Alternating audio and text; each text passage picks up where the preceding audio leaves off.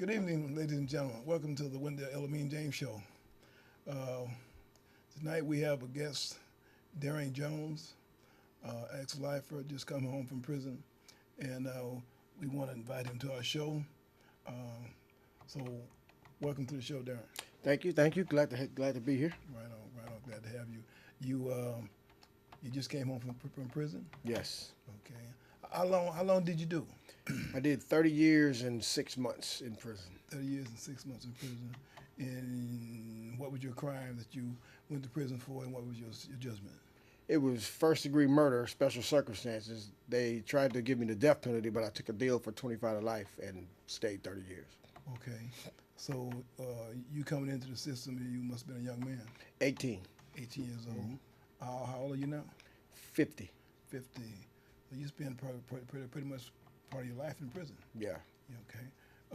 Where'd you get sentenced from? What county? Alameda County, Oakland. Alameda County. And where'd you do your time? I did most of my time in Folsom, Solano, CMF South, Vacaville, mostly Northern California prisons. Okay, okay. Coming into the system, you was a young man, and coming into the system, you must have been it must have been strange that you come to the system. This your first time in prison? First time, no parking tickets, no arrest record, juvenile or adult. Okay. Yeah, it was a little bit of a culture shock. Culture shock. So coming in the system, you had to adjust real fast to another way of living. Really fast. Okay. So let me ask you a few questions, because this program that we have here is a program that's designed for lifers coming home from prison. Mm-hmm. We want to show society, we want to tell society who we are today, opposed to who we were when we went to prison. Mm-hmm. We went in prison one way, and we came out of prison the way we are now, because we had to go in front of the board of prison terms to be found suitable for parole. Right. In order to get out of prison. It's not like we went and we did like 30 years and it's time to go and you go home. It's not like that. You gotta find a board of prison terms where you can convince them that you have changed over the period of years that you've been in prison. Mm-hmm. So coming into the system, what kind of person were you coming into the system? Well, you got to remember, I was young. I was 18. I was the only child, lived with my mother, and my father was. They weren't together at the time. But I was a Catholic school graduate. I went to all private schools, so crime that was like almost non-existent, other than the little normal stealing candy out of store type things. But as far as anything major, violent crimes, never, no parking tickets, never did any of that. So when I got to prison in 1985, I was still a kid. And I acted like a kid. I thought like a kid. Everything I did was childish. I used to get 115s for little stupid stuff like throwing rocks at poles. And, and everything I did was, like I said, the actions of a child. And I never had a chance to reflect back on it until recently. And I started reflecting back, looking at the old 115s, which I kept every single one of them so that I could look and see what I was doing. You can actually see a progression from the stuff I was doing, being real juvenile and adolescent, into the time where I grew up, 19, 20, 21, 22, and the infractions that I was involved in was getting bigger and bigger because the age was getting bigger and bigger. So I was a kid and I acted like a kid. Basically, that would sum it up in a nutshell, that I was a kid. I was a child. So into your doing time, how long after your prison sentence began that you realized you had to do something different with your life? To the date, it would probably be from 1985 all the way until June 16th, 1996, when I went to Tracy, DVI, and I joined a juvenile diversion group called Straight Life. And while I was in that group, I was still kind of involved. I was on the fringe of trying to do right and still doing wrong. So this particular time, I was in a juvenile diversion group, and this is what I would actually call the catalyst that started my change, was that I was talking to a girl. She was about 16 or 17 years old, and I was high at the time. I had been smoking weed, and I was high at the time. So when I was talking to her, she kept staring at me, and I stopped the interview and I asked her, "Why are you staring at me like that?" And she said, "You're stoned." And I felt kind of low, because it's like I'm sitting here trying to tell you to turn your life around, but you can obviously see that mine ain't turned around. And so at that particular point was when everything started to change. That was 1996. So that's when you realized that all your shucking and jiving, somebody finally saw through They your saw shut through it. driving. Yeah. Right. So you had to do something different Yeah. with your life and stop trying to fool other people that you were doing right when all the time you were doing wrong. Yep. So that's when the change came about. That's exactly when the change Okay, came so about. into your programs, you had to go to a number of programs. Oh, yeah. In prison, what kind of programs did you go attend? I took, at the time I was taking vocational drafting. I was trying to get a trade. Even though I was in my stupid mindset, I knew that education was important, so I had to, strap down with education. So I still did my madness on the side, but I was still in education. But the programs that I took was alternative to violence, creative thinking, different programs like that. The Straight Life program in and of itself was a real good program to help you change, because you're sitting there looking and talking to youth who are mirroring your actions exactly. The only thing they missed was getting arrested. Now you said mechanical drafting. Yeah. Is in DVI. At that time in DVI, they had a number of programs Right. that you could go. It was something like a prison where they had trades that people can go and get degrees and, Right. and certificates of completion and come out and get a good job Right. at that time. Right. So somewhere along the line that changed. Okay. So how long did you stay in DVI? I stayed in DVI for 10 years. 10 years. And after you left DVI, you went to what prison did you go to then? I went back to Folsom. Went back to Folsom. Okay. And how long did you stay in Folsom? At that time? At that time, I stayed there 2 years Yeah, 2 years. And then why'd you leave Folsom? because they changed it from a level 2 to a level 3. And they transferred me back to Avenal because they turned Folsom into a higher level prison. Okay, so your custody was higher than the prison was coming down to. My custody was lower than the prison was going Lower, up so to. you had to go to a lower custody Right. prison. Okay, so you went to Avenal. How long did you stay in Avenal? 10 years. 10 years, and then you went back to Folsom. Then went back to You went Folsom. back to Folsom. Okay, you stayed at Folsom how long that time? Probably about a year, Okay. year and a half prior to getting found suitable and being released. Did you continue your self-help program? Oh, absolutely. Okay. Now, at what time? How many times did you go in front of Board of Prison Terms?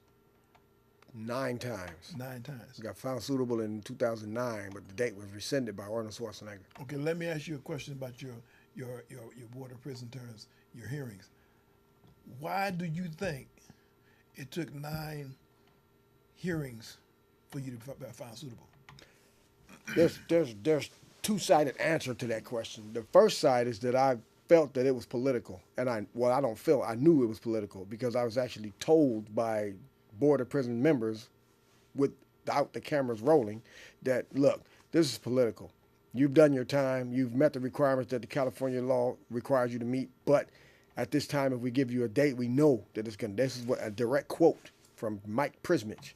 We know that the governor is going to rescind your date. There's no doubt. Okay, so it took you a few times to go in front of the Board of Prison Terms. You found suitable for parole. Okay, you was found suitable for parole in what year? This was the first time or the second time? No, the time that you came home.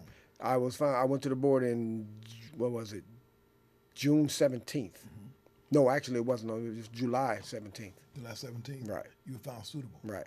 And it took you 140 days. 149 days. To be released. Yep. Okay. And you coming out of prison. Okay, you came out of prison and you went into the Walden House. Right. 890. 890. Yeah. Okay. Tell me a little something about that. About the 890 program? Yes. Well, I like the program. The program is extremely beneficial, and I actually did the research on 890 Hayes Street because while I was in Avenal, I was part of the Phoenix House program, and I was the transitional coordinator. So it was my job to refer clients to different programs. Walden House was one of them. And so I knew what kind of program. I knew the modality, therapeutic community, so I knew what kind of program it was. But I had never, it's different to be in a program in prison and then actually be in that same program on the streets. Right. And so what I see now is that the therapeutic community is designed to help you learn to deal in society, because prison is one way, the mindset is one way. It's a microcosm of society, but the mentality of the individuals in prison, they're pretty much one-sided. In Walden House, they're all over the place. And so I learned through the groups, through actually hands-on dealing with individuals, how to function better in society, because every individual in there represents a different walk of life in the society that I'm living in right now. And so I take full advantage of everything. Everything they've told me that was going to happen, meaning from prison, through letters from staff at Walden House that was telling me this is what the program was about, everything they've told me that was going to occur has occurred and is occurring. It's just when you come out of prison, you come out with the quote unquote microwave mentality where you want everything quick, you want everything fast, right now. and it doesn't happen like that. Right. So what I've had to do, which is a good thing, which is why I asked to go to Walden House, because I knew it was a pretty strict program, that it's not right for me to just, if they would have let me out of prison and said you're free and clear, do what you need to do, I would be completely lost. I'd have absolutely no idea how to function. So you think going into a transition housing after a long period of time is something that a lifer really needs? Yeah, absolutely. Anybody that served a long, if you served a year in prison, society changed. You need it. So you believe come in prison, going into a prison for a long period of time or a short period of time, you become relaxed, complacent to that way of living. Yeah. So coming into a transition house after a long period of time, 30 years, 20 years, Yeah. that's something that a lifer needs. Absolutely. Anybody needs. Anybody needs, but especially a lifer, because your ways of thinking, the institutionalization that you incur, people don't even realize they're institutionalized. I still knock on tables when I get up. Don't even know I'm doing it, and people look at me, why are you doing that? You have to think, because people got a misconception, especially in prison, of what institutionalized means. It's really PTSD is what it is. That's what it is, exactly. And so you don't know that until you get out in a society where they don't do it, and now everybody's looking at you like, what's wrong with you? Right. So being in these kind of programs help you pick out all these little idiosyncrasies that you do to show that you got PTSD, or for lack of a better term, institutionalized. And so this is what I'm learning. Every day I'm learning something different. Some character defect or flaw that I need to fix. Right. And this is the perfect place to fix it. Right. So now we want to get to the bare roots. What we want society, what we want the community, what we want people to know about you. I'm gonna ask you a few questions. I'd like for you to answer the questions, and I want you to tell society who you were before you went to prison, right? Who you became while you was in prison, and who you are now. I want you to give society that, who you were then. Well, like I said, who I was then was a not really immature, well, yes, definitely immature child of 18. And that's due in large part to the fact that I was raised in a semi-sheltered life. I was raised in Oakland, and I used to leave my house and go to the projects just to be around people who were of a different ilk than the people my mother wanted me to be around, the church family, the quote-unquote square kids, the people who didn't get introduced. This wasn't exciting to me. And so I was caught up in the media's portrayal of what cool is. And the media's portrayal of what cool is at that particular time was the gangster, the player, the pimp. These are the people that I ascribe to be like. And what ended up happening is that my mother was always putting the reins in. She was doing her job as a mother, a single mother, doing her job to raise me the way I was supposed to be raised. And without a father in the house directly, he was around, but he wasn't in the house, then I started to gravitate towards a different crowd. And I would go to the projects. I hung around people like Little Durrell, Felix Mitchell. These are the people that was my friends, people that I knew. And so this is where I would go. And I wasn't committing crimes. I was around people who were criminal-minded, hence the dislike or distrust for the law, the disregard for order, but not necessarily going full-fledged into breaking the law. And when this crime happened, I knew, and it's ironic that the night this crime happened, which was March 3rd, 1985, my mother had told me, you can go to Bible study with me, but I didn't want to go. I told her, no, I don't want to go to Bible study tonight. I'm 18, I'm grown. I want to go to, do what I want to do. Her exact words were, you know what? I'm going to trust you. I'm going to let you do what you want to do. Just go out and just be responsible. That night, I was convicted of murder. That night, I was arrested for murder. And so when I got to prison, what they would do back in 1985 is they would send you to Vacaville for a 90-day observation to see if you were, quote unquote, had the mental fortitude to handle prison. Well, I went to Vacaville. I stayed in Vacaville for 90 days. They deemed that I was fit to go to Folsom, which at the time in 1985 was rated as the most violent prison in the state of California, period. There were no 18-year-olds when I got to Folsom. I was the only one. The youngest person in Folsom in 1985. And when I got to Folsom, the desire that I had to be around a tougher crowd, it was kind of suppressed because I'm seeing people that were way tougher than I were. And people were getting killed, cops are shooting people, people are getting stabbed. Racism is at an all-time high because I'm raised in Oakland, Berkeley. I had a bunch of white friends. I wasn't raised with the prejudiced racial bone. But when I got to prison, you're forced by necessity to get with your own kind. And in prison, you had two kinds. You had whites, you had blacks, but then you had blacks from Oakland, blacks from LA, blacks from San Francisco, blacks from East Palo Alto, blacks from Richmond. So it's so factionalized that you don't even know where to go. The only time that they would come together is if there was a racial incident that required all blacks to come together, which happened a lot.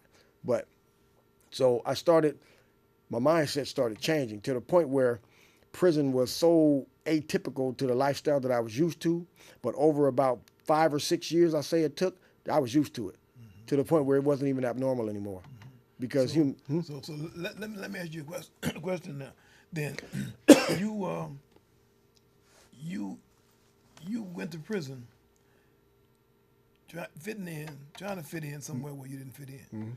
You went to prison trying to associate with somebody where you had no business associating with. Right. You went to prison kind of like under peer pressure, trying to be something that wasn't there. Yeah, I talk about this on a regular because we got a generation of people now, youngsters now, and they're doing the same thing. They're doing something that they have no business doing. They're trying to fit in somewhere where they don't fit in, and they're trying to please the homie, which is, I tell people all the time, homie's a clown. Right. They send you to prison before you sit in the cell. Why not? Send a friend. That's what they do. Yeah. Right. So we want to talk some more about you because see this subject that we're talking about now with you, we got a whole 30 minutes last week that we did. That's going to come up in a couple of weeks Right. on the show, and we want people to kind of like piggyback from what we talked about in a 30-minute segment last week to what you're saying now because. What I talked about, this youngster had 140 years of life. You see, you came in with a life sentence, and you got 30 years in the system before you can get out. Right. But you had to do the metamorphosis. You had to change the way that you think, the way that you thought, to who you are now. Yep. So we want to go on a little bit more with you and your change that you did while you was in Department of Correction Rehabilitation. So come on, let's give me some more of it. Okay, I'll tell you this. And what's interesting is that all the stuff that I did in prison, and I find myself talking to a lot of people now at Walden House who, for some reason, once they find out I just did 30 years in prison, they kind of gravitate towards me because, well, you still look young. Yeah, but I'm 50.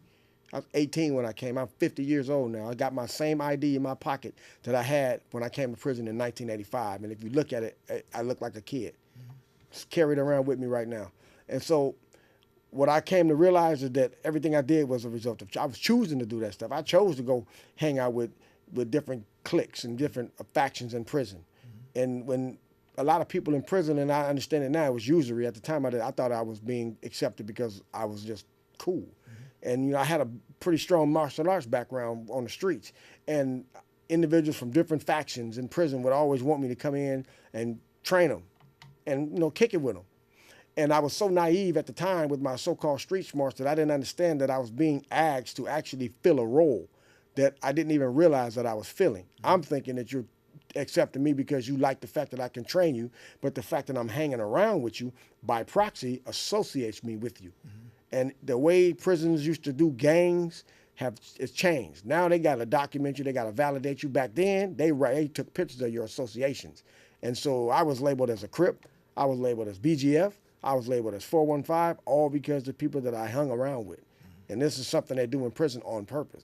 They practice and create segregation on purpose. So everything I did at that particular time, it was like your mindset hadn't developed. You know what I mean? Your cognition, your cognitive thought processes haven't become fully developed. And even now, this is hindsight, reading different books that specifically said that when an individual incurs a traumatic event at an early age, that traumatic event stays. Meaning that individual development is arrested at the point of that traumatic event from that time until something specific happens to bring him up out of it. So in essence, I was still 18, even though I was 28. Right. Because it took that long for me to have this metamorphosis. Right. And this is what I've discovered. Now, since then, I've done a whole lot of introspection to see how I got to that point. And in prison, in the board, they call it your causative factors and your contributing factors. Right. Those were just words to me. But what I come to understand, and this isn't because this is something that the board in prison terms requires, because I could have faked my way through it. I could have faked, I could have played, I could have acted like acted as if, as they say in the TC, and got out. It probably would have took just as long, but I would have probably got out and absconded from the first day. I can almost guarantee you I would have probably got out and absconded from the first day because I was just faking to get out of prison. But now, after that, probably the 7th time I went to the board, I started thinking, look, I want to actually change who I am because I didn't like the person that I was. So I want to change that individual to be the kind of person that I want to be. And my mindset actually became, this was after the advent of me accepting the Shahada and becoming Muslim, that if I want to be something, then I have to practice to be it. And that means I'm going to be me, this person I want to be, whether they let me out of prison or whether they don't. Because there's still people in prison that can benefit from what I could tell them. Right. And this is the mindset I started having. And at that particular point, everything started changing. I mean, I stopped getting 115s. Cops would actually trust me. Right. They would let me do stuff they would let no other inmate do in level 4 prisons or level 3 or level 2 or 3 or 2 prisons because they knew, man, if Jones tells you that, that's his word, and he's not going to break it. So over a period of time, it came to where when you woke up to who you should be, what you should be doing to get out of prison, you gained respect from different people around Right. you. And they started putting enough trust in you that you can do certain things and they wouldn't have to question you about Right. it. So that made you turn to the point to where you was looking at that big light instead of that little bit of light, getting out of prison. Right. And so let me ask you a question. How do you feel about your crime that you committed? Oh, the crime I committed was terrible. I mean, it was heinous. It was everything they said it was. It was. It was senseless. It was absolutely done for nothing. I mean, the individual that I killed he didn't have to die. He shouldn't have died. He should be alive right now. And I took a mother's son from her. And that's like, I'm a mama's boy. And I know my mother, I found out recently, since I've got a couple 12-hour passes and one 24-hour pass and went home to live and see her. And I see what I did. And I'm still alive. I'm looking at photo albums, books of pictures that went from 1966 all the way to 1985. And then all of a sudden, all the pictures stop. And it's like I'm dead. Well, the family that I destroyed, their son actually was dead. There were no pictures of him because he simply didn't exist anymore. And this is something I took from that family. And that's like, you're going to spend, the board used to ask me, do you forgive yourself? I said, well, no, I don't think I ever will because look what I did. I mean, I can't say that, oh yeah, I'm over it. No, I'm not over it. I don't think I'll ever be over it. But you have to think about it every day because it was a tragedy and it shouldn't have happened. So this is something that, when life has come out, is that we have to live with this for the rest of life. We have to make amends for the rest of our life for the crime that we committed, and that's something that's going to have to be done for the rest of life. Some people find out what the purpose is in life. Some people never do. But the majority of life that I talk to, they find themselves and they say that they have to make amends for the rest of their life. Right. They have to be a service to people for the rest of their life because they took somebody's life and that person will never come back. Right. And that's something that's thought about on a regular. That night, that incident that happened, when a person pulled the trigger and took a person's life. So a life thinks about that on the regular. But we want to commend you for coming on to the show today. Because people in society, people out in this world, they need to know who you are. Right. They need to know that you're not dangerous. A lot of people think that, well, they went into prison for a crime that they committed. They should never get out. Right. A lot of people should never get out. Yeah, that's true. I agree with that. But then a lot of people need to get out because, I always say that temporarily, a life that took someone's life went temporarily insane, lost it completely, but they came back. Yeah. They got people been in this world all their life, went insane and never came back. They're still insane. Yeah. And they've been out in all their life, and they crazy as a bestie bug. They don't have it all, but they are given chances every day. Yeah. So we went in, we did the rehabilitated ourselves. We did the metamorphosis ourselves. We went to the program that we needed to become the person we are today. Become responsible people, and we made it back to society. The Board of Prison Interns found it suitable for them to put their signature on that paper. Yeah. Take a chance on us coming back into this world. Yeah. To go back into society and do another chapter the way the chapter should be done. So that's what we commend you for doing your part in changing your life from that young kid, that youngster that went to prison, to the 50-year-old man now, who you are now, and you're back into society to contribute to society. So we commend you for that. We commend you for that. So one more brief, we want you to tell society who you are today, what your goals are, what you plan to do for the future. for this society. Right. Well, what I plan to do, like you said, it's interesting that you said we're supposed to be of service. I think that's necessary. So I want to continue in juvenile diversion. I got a meeting with Felicia Jones tomorrow to try to get in on that. And I've met a couple, believe it or not, cops who have given me their cards and said, I want to take you to a school when I go visit the school to talk to some kids. This is something that I don't want to do. This is something I have to do because this is something I've set up to do. I've gone to Toastmasters so I could learn how to speak effectively. I was in Toastmasters for about 12 years. So I've gone to juvenile diversion. I've gotten FAFSA certification, so I'm almost one certification away from being a drug counselor. These are the things that I want to do because I know, like they say in recovery, you can't keep it if you don't give it away. So this is charity. In Islam, it's called zakat, zadaka. So I'm trying to do what I need to do to my career goals are secondary to this. This is something I want to do as a life calling. The career goals is what I do to function in the world. And so the career goals, I've got jobs lined up. I got a pretty good job lined up that's going to pay pretty decent money.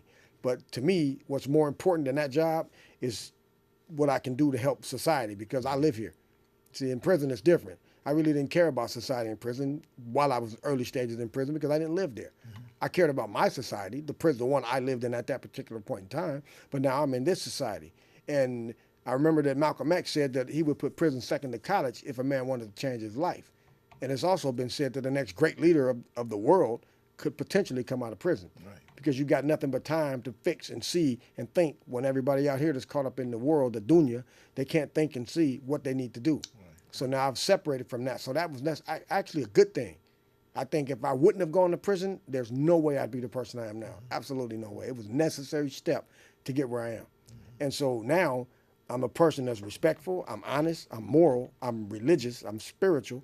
I'm gonna tell you the truth, whether it's good or bad, I'm gonna still tell you the truth. And like they say, stand out firm as witnesses, even if it's against your own self. Right. Do I got faults and shortcomings? Absolutely. Am I learning what they are? Absolutely. Am I fixing them when I find them?